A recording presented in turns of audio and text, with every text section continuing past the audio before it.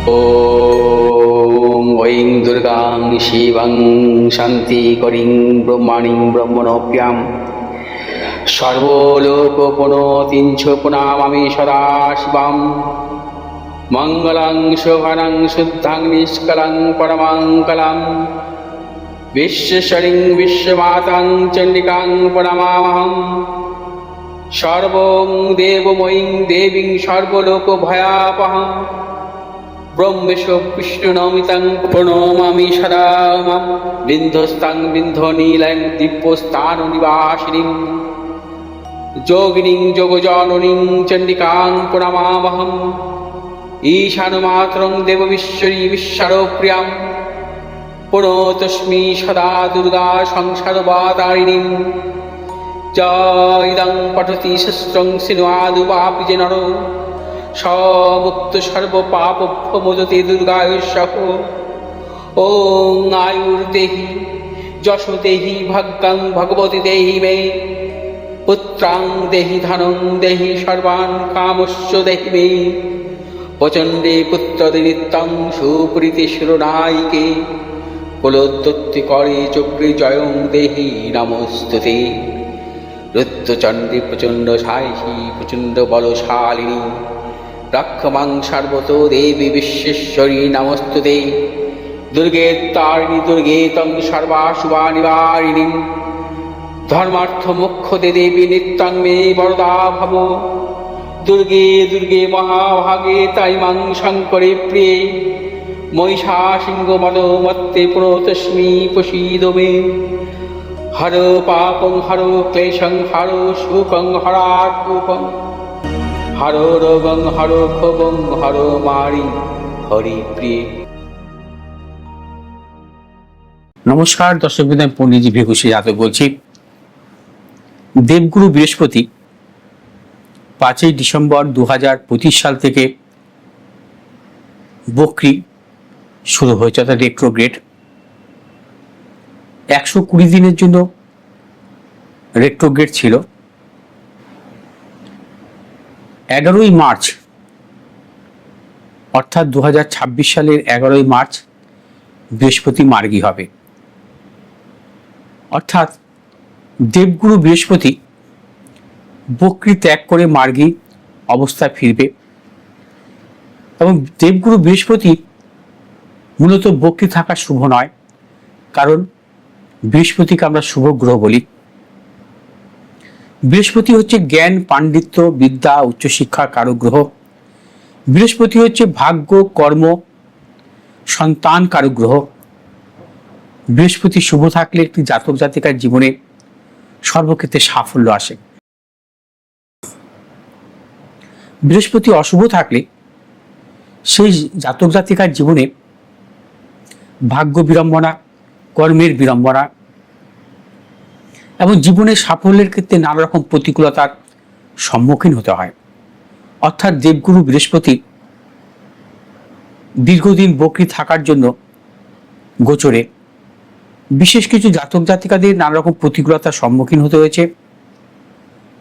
আগামী 11ই মার্চ বৃহস্পতি বক্রি ত্যাগ করে মার্গী হবে এবং মার্গী থাকার জন্য কিছু কিছু রাশি জাতক জাতিকাদের ক্ষেত্রে অত্যন্ত শুভ ফল আসবে। এবং বৃহস্পতি গ্রহ আবার বক্রি হবে 2026-এর শেষের দিকে, অর্থাৎ ডিসেম্বর মাসে। অর্থাৎ এই মার্চ মাস থেকে ডিসেম্বর মাস পর্যন্ত কোন কোন রাশি জাতক জাতিকারা দেবগুরু বৃহস্পতি থেকে সাফল্য পাবেন মার্গী অবস্থায়, সেটা নিয়ে বিস্তর আলোচনা করব। জন্মকালীন যে 9টি গ্রহের উপর আমরা বিচার বিশ্লেষণ করে সেই জাতক জাতিকার ভাগ্য, কর্ম, ফল নিয়ে আমরা আলোচনা করে থাকি বা প্রেডিকশন করি, সেক্ষেত্রে আমরা প্রথমে বৃহস্পতির অবস্থানকে লক্ষ্য করি। কারণ বৃহস্পতির কোনো শুভ অবস্থান সেই জাতক জাতিকার লগ্ন থেকে আছে কিনা, 1 নম্বর। 2 নম্বর, বৃহস্পতির বল। কারণ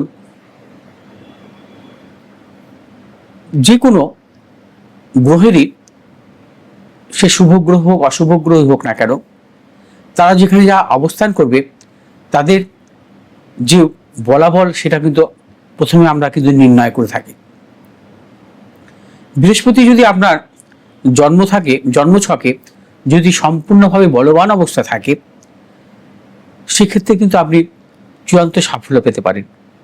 ধরুন বৃহস্পতি আপনার ভাগ্যভাবে, কর্মভাবে, পঞ্চম ভাবে অর্থাৎ শুভ ক্ষেত্রে অবস্থান করছেন এবং সেটা যদি বলবান অবস্থায় থাকে, তাহলে কিন্তু আপনি জীবনে সেরা সময় পাবেন। বৃহস্পতি যদি আপনার এই ভাগ্য, কর্ম বা পঞ্চম ভাবে বা চতুর্থ ভাবে অবস্থান করছে কিন্তু বলবান নেই, সেক্ষেত্রে কিন্তু আপনি সেভাবে ফল পাবেন না। অর্থাৎ নানাবিধ ভাগ্য বিড়ম্বনা, কর্ম বিড়ম্বনা বা উচ্চ বিদ্যার ক্ষেত্রে নানা রকম প্রতিকূলতা আপনার আসতে পারে। অর্থাৎ বৃহস্পতির বল আমরা নির্ণয় করে থাকি, বৃহস্পতির অবস্থান আমরা নির্ণয় করে থাকি এবং বৃহস্পতি কোনোভাবে অস্তগত অবস্থায় আছে কিনা সেটাকেও দেখতে হবে। বৃহস্পতি অস্তগত থাকলে বৃহস্পতি ফল দিতে পারে না। বৃহস্পতি যদি কখনো দুস্থানগতভাবে বা অশুভ ক্ষেত্রে, অশুভ নক্ষত্রে, অশুভ গ্রহ দ্বারা যুক্ত, অশুভ গ্রহ মধ্যগত থেকে বক্রী হয় জন্মকালীন, সেই বৃহস্পতির কিন্তু কোনো বলবত্তা থাকে না। অতএব সেই জাতক জাতিকা জীবনে বৃহস্পতি থেকে সেভাবে সাফল্য পায় না। ঠিক তেমনি এতদিন গোচরে বৃহস্পতি বক্রী ছিল 5ই ডিসেম্বর 2025 থেকে 11ই মার্চ 2026 পর্যন্ত। অর্থাৎ 11ই মার্চ 2026-এর পর বৃহস্পতি মার্গী হবে। গোচরে বৃহস্পতি কিন্তু শুভ অবস্থায় আছে। কিরকম? গোচরে যে বৃহস্পতি অবস্থান করছে, কোনো অশুভ গ্রহ যুক্ত নেই, অশুভ গ্রহ দ্বারা দিষ্ট নেই। বৃহস্পতি নিজের নক্ষত্রে অবস্থান করছে, অর্থাৎ পূর্ণবসু নক্ষত্রে অবস্থান করছে। যে কোনো গ্রহ নিজের নক্ষত্রে জন্মকালীনই হোক বা গোচর চলাকালীনই হোক, নিজের নক্ষত্রে থাকা অত্যন্ত শুভ। অর্থাৎ গোচর চলাকালীনও কিন্তু সেই জাতক জাতিকা বিশেষ শুভফল পেতে পারেন, বিশেষ কিছু রাশির ক্ষেত্রে। অর্থাৎ এই মার্গী অবস্থায় বৃহস্পতি যে থাকবে 2026 সালে, কোন কোন রাশির জাতক জাতিকারা বিশেষ শুভফল পেতে পারে। কিন্তু বৃহস্পতি আবার কিন্তু বিশেষ করে এখন বর্তমানে মিথুন রাশিতে অবস্থান করছে, আবার কর্কট রাশিতেও প্রবেশ করবে।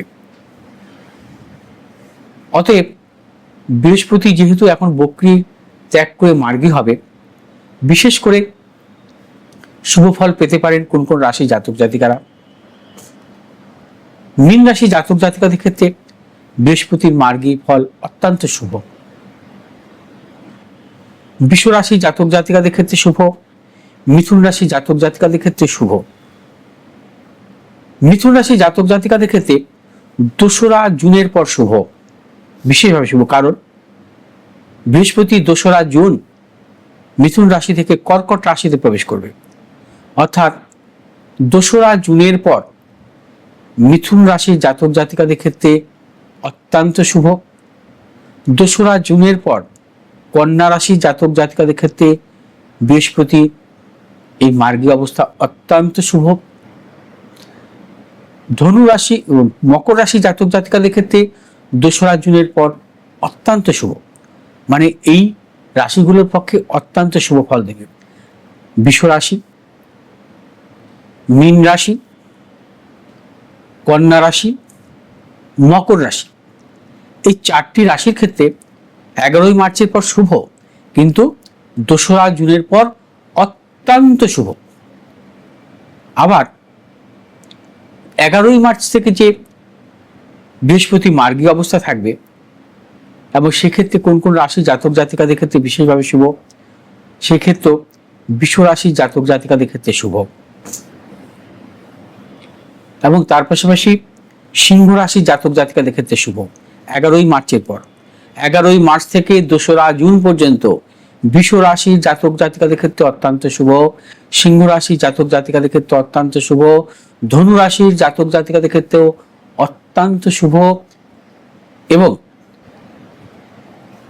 মীন রাশির জাতক জাতিকাদের ক্ষেত্রেও অত্যন্ত শুভ। এবং এই রাশি জাতক জাতিকারা বিশেষভাবে শুভ ফল পাবেন।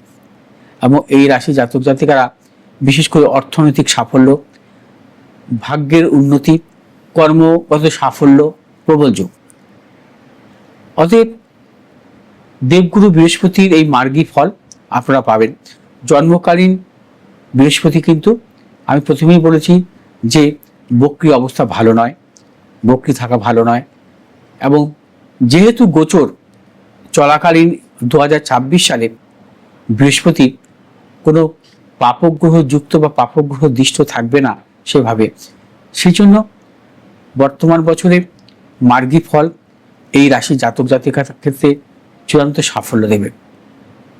দর্শকবৃন্দ, এই বৃহস্পতির বক্রী থেকে মার্গী হবে 11 মার্চের পর, সেটা নিয়ে আমি বিস্তারিত আলোচনা করলাম। যদি আপনাদের ভালো লাগে আপনারা এই ভিডিওটি কমেন্ট করবেন, শেয়ার করবেন, লাইক করবেন। ভালো থাকুন, সুস্থ থাকুন, নমস্কার।